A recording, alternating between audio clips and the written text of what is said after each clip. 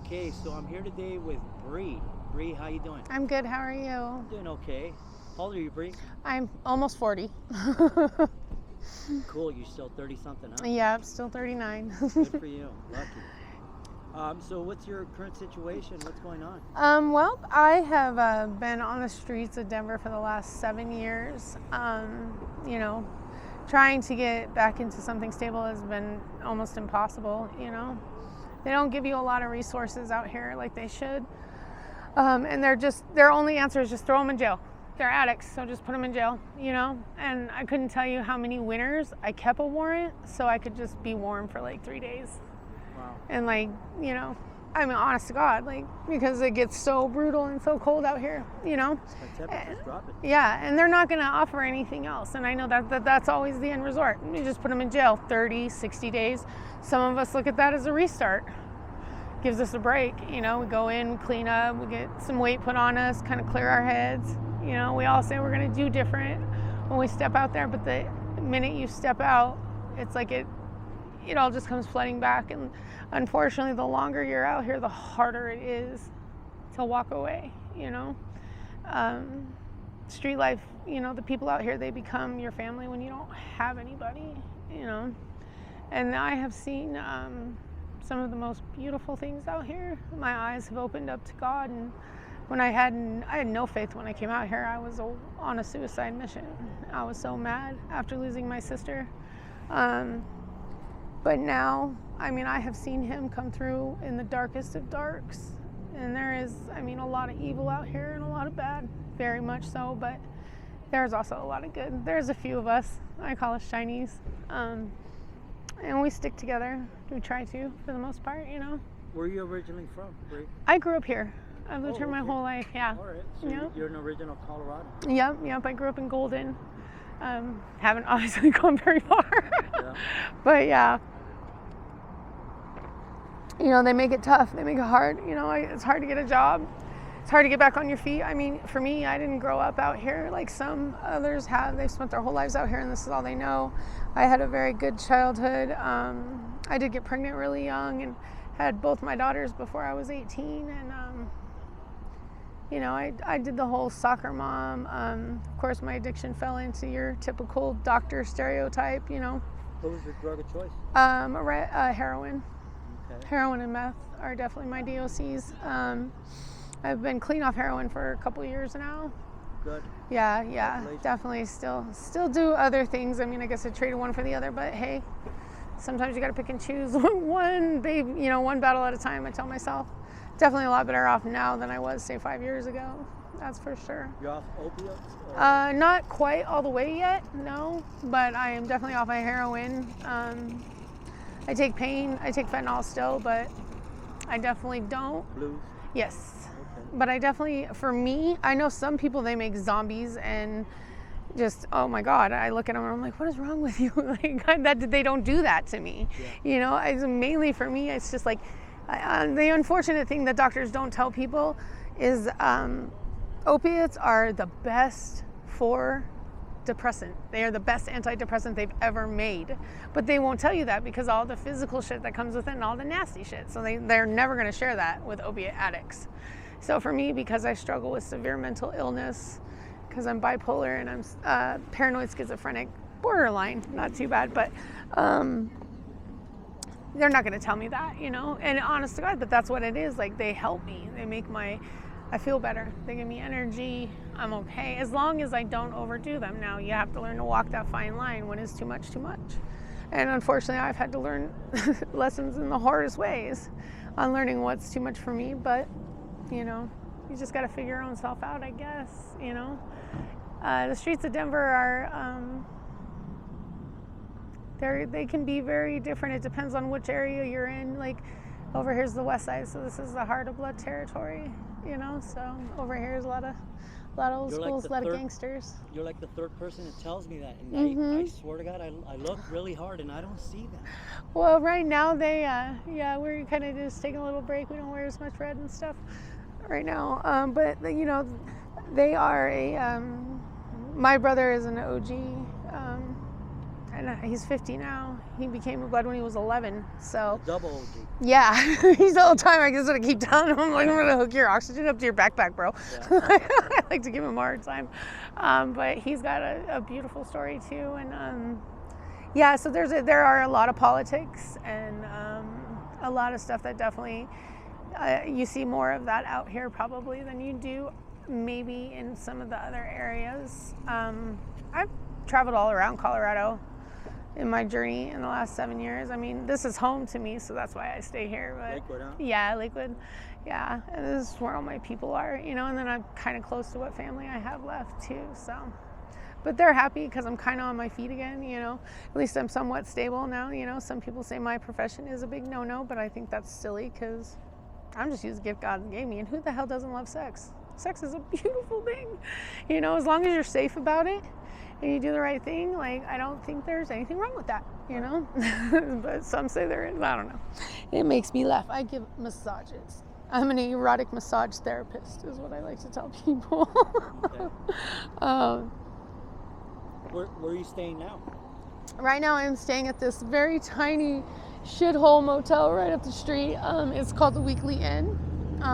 I like the lady that works there. She's pretty nice, and she gives me a better deal than the other places. She charges me $4.20 a week for just for a weekly rate? Yeah, for a weekly rate. That's standard bedroom or a motel room. Of course, it hasn't been. Some of them are remodeled, but this one hasn't, so that's why it's a little cheaper. Usually they're $500 or up.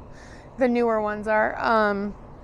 But she's a nice lady, and I've come and gone a couple times, and she always lets me come back, so I really appreciate that. Sorry, I was looking for my cigarettes. But prior to that, you know, there are a few different motels over here that, you know. There's some that charge more, huh? Mm-hmm. The Denver West is very expensive. That's the one right next to it. I mean, outrageous. I'm talking $100 plus a night. I mean, we are not at the Marriott, but you would think they were. It's all these little Asian families. They own all of them. Up and down the strip of the facts, yeah. I see a lot of them boarded up. Well, the Blue Sky is probably, that's the one you're probably talking about, which is right over here. Yeah, you right know, down the street. they finally boarded that one up because it was considered a nuisance to society.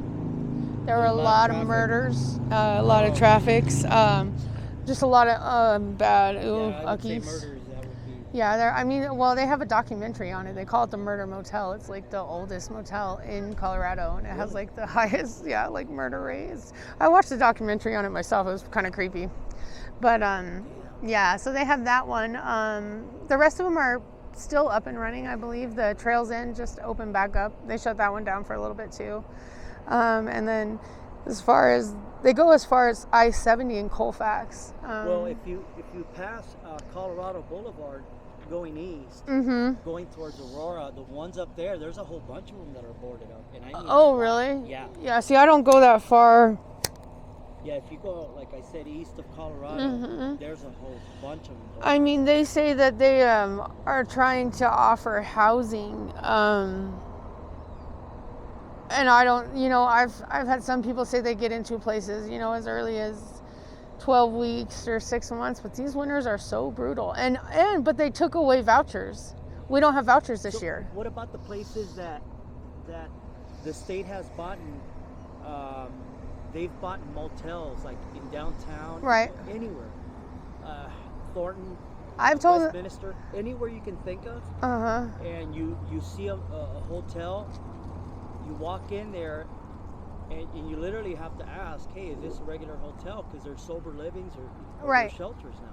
Are they really? Yes. Huh. There's an exaggerating amount of them. I wonder if there are many on the west side, because there aren't any that I know of over here at all, actually. Yeah, there's a lot. Over by Quebec and I-70, there's a few. Oh, yeah, more out east. They're everywhere. Yeah, see, there aren't any over on this side, though. Not that I know of at all. Really? Yeah. I don't think I've seen any here in Lakewood, but there's a lot. And I mean a lot that this state has bought. Like I said, they've bought them and they've turned them into, you know, sober livings or right to safe houses. Yeah. Yeah, you know, you would think even like, because I have an illness, and I've been trying to get help through that, and you would think that they would be a little bit easier with helping me or willing to help me. I just got diagnosed with HIV about a month ago. So you would think that, part of being able to maintain health is a healthy living environment, So you'd think that they would give me something faster, but yeah, it hasn't happened at all. Yeah, well, that's okay, I mean, I did go see a doctor, and they, after we talked, I'm still really, really healthy because I take care of myself. And it's smarter for me to wait to take my medicine until I'm somewhere stable where I can remember to take it every day, instead of getting it and starting it and then my world getting crashed or having to move and then not being able to get it filled, because once you start that stuff, you can't stop. You have to maintain it. So, and I know I'm not in a place yet where I can do that, because I'm still kind of, even though I'm not on the street anymore, I'm still bouncing around. What about SSI? Is that something that you can qualify for? I'm not sure. I think so, because I do have my mental illness too. I just started looking into it. I know I'll probably get denied a couple times. They say. Even though you have the HIV, that wouldn't qualify you? I'm not sure. I didn't ask. That was the one question I didn't ask, actually. Because I would assume that would throw you in front of the line. I would hope so. Right now I just take some extra vitamins, and I make sure I eat and sleep. Sleep is the most important thing. You have to be able to lay somewhere where you're actually sleeping, not nodding out or half asleep. Like, that's the only time your body heals. So that for me has been the most crucial thing, is being able to sleep at least 6 to 12 hours a night is what I do. And it's helped immensely with extra zinc, take a lot of vitamins, trying to fight a good fight, but so far so good. I feel okay right now, but I have my moments. It'll flare up every now and then, and I can tell. I'll get really lethargic or sick, and it takes me longer to kick it than it would your average person. Plus with COVID, God forbid, I catch that'd be the end of it. That'd be all she wrote for me. So I try to be safe about that too. Got my vaccines, if that's really what they are, what they're giving you, who knows. But yeah, I think that there should definitely be more, and not so much they just throw us in jail. They don't care about us, I have been going in and out of Jefferson County Jail for the last, I'd say, 8 years. Revolving door for me. I spent about half a year incarcerated. What charges? All very silly things that are tied to being an addict. The things we do for our addiction are insane. Petty theft, mainly would be most of it. Trespassing, being on property I'm not supposed to be on. Those two things, really. I don't mess with cars or any of that big scary stuff. I'm too much of a chicken. I don't steal anymore either. I learned my lesson finally. I'm done with that shit. When my favorite deputy has retired, it was time for me to quit. Really? Yeah, I went in last time and they told me she had retired, and I went, "Oh, what? Are you serious? Like, what the fuck?" Okay, I should probably stop. So I try to just. What's the longest you've done? I have done about a year in county, and that's it, thank God. I haven't ever gotten anything that's landed me in prison or in the feds or, any of that scary shit. What jail was that? Jefferson County Jail, and it is a horrible jail. That is the worst place. Is that the one on Smith Road? No, that's Denver County. The Jefferson County is right out here in Golden. Oh, okay. Mm-hmm. By the Taj Mahal. Yeah, they do nothing for detox at all. Tylenol and Gatorade, that's all they give their detox people. Yeah, you want to talk about a brutal withdrawal. Ooh, buddy, I have kicked more times than I could count in Jefferson County, and it was hard, and they don't care. They don't take you to the hospital when they probably should. I mean, they do. They'll just throw you in a cell and let you just wither, tell you. Yeah, it's bad. I've heard Denver has a Suboxone protocol now that they follow, or a methadone.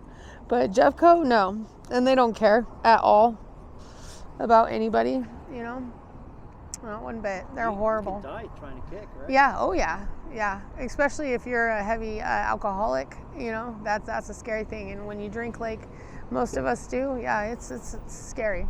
It's a bad one. And they don't care. They've had so many deaths and so many lawsuits there, it's not even funny.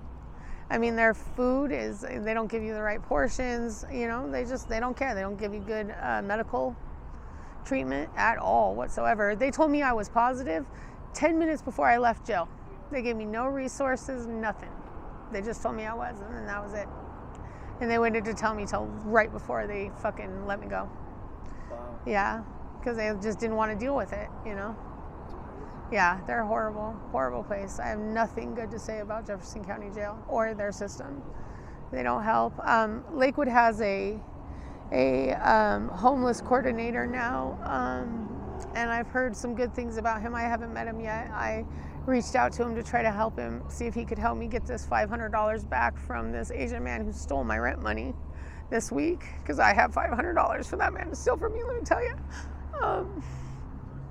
So hopefully he can help me get that money back from him.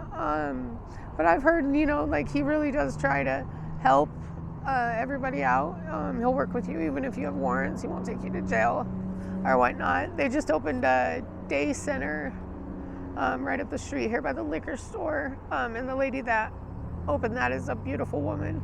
She does a great job with everybody. Her name's Shauna. She really is an angel.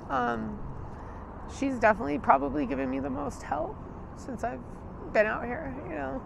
She takes the time to get to know everybody, get to know your story, what you need, you know, and give you any sort of help she can. You can stay there if you have medical problems, and you don't have stable housing or anything yet, but she don't have very many rooms and they fill really fast, so that's hit or miss there. The economical one you're telling me about? Yeah, it's right up the street. God, I can't remember what the name of it is.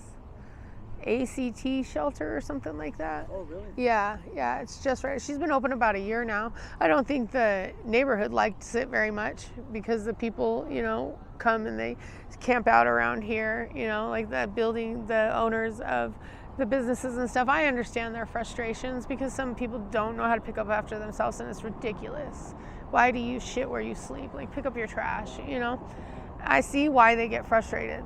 You know, I do understand it completely, and I've been on both sides of the tracks. You know, I've owned 2 houses and mortgages, and I've been there, done that, you know? So I get it from both ends. You know, I've definitely lived on both sides of the track. But, you know, they're just so quick to just push people away, you know, they don't care. They don't care. And, you know, I've seen, not everybody out here is a piece of shit. You know, not everybody out here is a gang member or a murderer or a bad person. You know, some of us just fall into hard times and we can't seem to get back up no matter how hard we try, you know, and that's based on the system. How was your childhood growing up? Both mom and dad were in the house? Yeah, I actually had a really good childhood. My parents are beautiful people. They're still married, both still living, very successful. My mom owns a mortgage company out here in Denver. My dad had a trucking company. He's retired now. Unfortunately, my sister had a brain aneurysm, died a couple of years ago, and I didn't know how to handle it right. And my addiction was so bad at that point that I fell off the deep end completely. I walked away from everything, my home, my kids, my ex-husband, my mortgage, you name it. I just walked away. I regret leaving my family, but I don't regret how strong I am now, or what this journey has turned me into. In a lot of ways has made me like a much better person. I can humble myself. I know I don't take anything for granted. Water, electricity, food, you know, all those things that people so take for granted, you know, they just, you know, they don't care. When you have money all the time and it is not a stress in your mind, you do not stop and think about that person out there on the corner and what they're really going through, you know? And there are moments where you're so desperate and you know, that's why they kill themselves or they overdose, you know, because they feel like there's nothing left, nothing worth fighting for, you know. But up until, you know, I was 33, I had a very, very good life, you know, and I got 2 beautiful children. They're in college and they're really good, and I'm very blessed. And I left them with their dad when I kind of went through my unstable point in my life, and I'm reaching out to him now, and we're taking baby steps to get back in each other's lives, you know. It hasn't been easy, but we're doing it, and I love them, and I'm grateful for them, you know. They're giving me the push to try to come back from it all. As hard as it's been, you know, that's why I'm still trying, still fighting to get past it, you know, and deal with the things that have come with it. I mean, there's a lot that comes out here with PTSD, and, you know, shit happens, especially to females out here. You know, when you now suffer from post-traumatic stress disorder from something that you can't even remember has happened to you, but something will trigger it, a smell or a touch or something, then you know, like, you know, because the girls get drugged a lot out here, they get raped a lot, they get beaten a lot, you know. The human trafficking is a very scary, very serious thing out here. They see these young women and they lure them in with whatever drug they're, you know, addicted to, and they give them just enough to keep them there, you know, and then they convince them to start doing whatever. Have you encountered any of that yourself? They don't mess with me because they know about it. Like, I'm old school. I'm an OG, so like they know that they can't influence me like they can the younger girls. Yeah. But they've tried. Yeah, they've tried. Thank goodness. Like I said, I got a big brother who's pretty scary, triple OG. So they don't mess with me anymore, but they have. Yeah. I definitely have encountered some very scary, very controlling men that were monsters. Through and through. What do you use for protection out here? I mean, stuff like that. I don't have anything right now besides my mace on me. I don't have my gun in because it got stolen from me, but yeah, that's pretty much all I have right now is my mace. I mean, I say the most craziest thing I ever encountered, a crazy chick tried to cut my leg off with a machete a couple of years ago. Yeah, I see that. Yeah, straight across my leg. All because I was helping her. She told me she had been raped. I found her on the street corner over here, no shoes, nothing. And so I took her to a safe place, or one of my safe places, I thought, and I got this girl well, and I gave her safety. And I don't know if she had a mental breakdown when she did this or what, but all right. And she hit me with the machete as I was walking out because she was sitting on the ground, you know, and I walked past her when she did it. Yeah. And like, I didn't feel it at all. Like, it felt like a pinch or a bee sting, until I looked down and my whole leg was just gushing blood. And I was not over here. I was in the east side when it happened. And I remember taking my rag off my head and just tying it as tight as I could around my leg. And I called one of my friends at the time and I said, Junior, I'm hurt. Like, I need your help. I managed to make it all the way back over here. And I met him at the light rail station, and I remember the door opening and I saw his face, and it was like I was relieved. So he caught me because I went unconscious as I was getting off the train. And when I woke up, I was in the back of my friend's car, and I was laying down and he was holding my hands, and my buddy had unwrapped it and went to clean it. And when he put that water and peroxide on it, I mean, I shot up. I was like, ah! And I can just remember seeing the look on my other buddy's face, and he was like, you know, because I mean, I was pretty much like limb off, and he was like, and then I just fell out. And when I woke up again, they were like, Bree, who did that to you? And I was like, oh my God, this crazy bitch. And everybody knew who she was or whatever. But I was like, don't take me to the hospital. I was like, I don't want to go to jail. You know? 3 days I sat in this damn car and refused to go to jail till finally we went by one of the motels, and I went in to see another good friend of mine, another OG, and they carried me, and I couldn't walk. And I was like, I just need some dope. Like, my leg hurts, and this hurts. Just dope me up. God, just dope me up. I just need some dope. Because at that point, I hadn't had shit. And so he looked at me, and he gave me what I needed. And then he looked at all of them, and he was like, if you don't take her to the hospital, she dies, y'all die. So they finally So they finally, after I fell asleep, because the pain was so bad, and then he gave me my shot, and I was done. And I was asleep. Then I finally made it into the hospital, and I had told the lady at the urgent care that I had jumped in a dumpster and the glass had cut my leg, which he totally knew I was lying, you know, but they took me over to Swedish because it was that bad, and I had let it go for so long. and took me into surgery right away. And I remember waking up, and that's when my mother had finally found me again after 3 years of not knowing where I was. Yeah, she finds me in this hospital bed because when I went into the hospital, it flagged my old insurance from my ex-husband, and they contacted my family at that point. Yeah, and so, you know, she comes in, and of course I look way different. I had no hair, mohawk, skinny as a fucking, you know, not look like I do now. And she was just completely blown away at what she was seeing. But the doctor told my mom that he didn't think he was going to even be able to get it attached because I had waited so long and it was so infected. But he managed to do it. I was in the hospital for about 2 months. You know, they told me I probably would never walk right again. I do have some damage because, I mean, she cut the nerves, the bones, the tendon. I can't ride my skateboard anymore, but I can still ride my bike. I mean, the winters are a little rough. It hurts. But I just try not to baby it, you know, the best that I can. But I definitely walk with a limp now, and I don't fuck with anybody who has a machete anywhere near them anymore. Yeah, I have to laugh about it because that's the only thing I can do, you know. It's kind of a crazy story, right? God was looking out for you. He has in so many ways, so many ways. That man is the only thing I have now, you know, that's consistent, is him, so I just keep that always in my heart.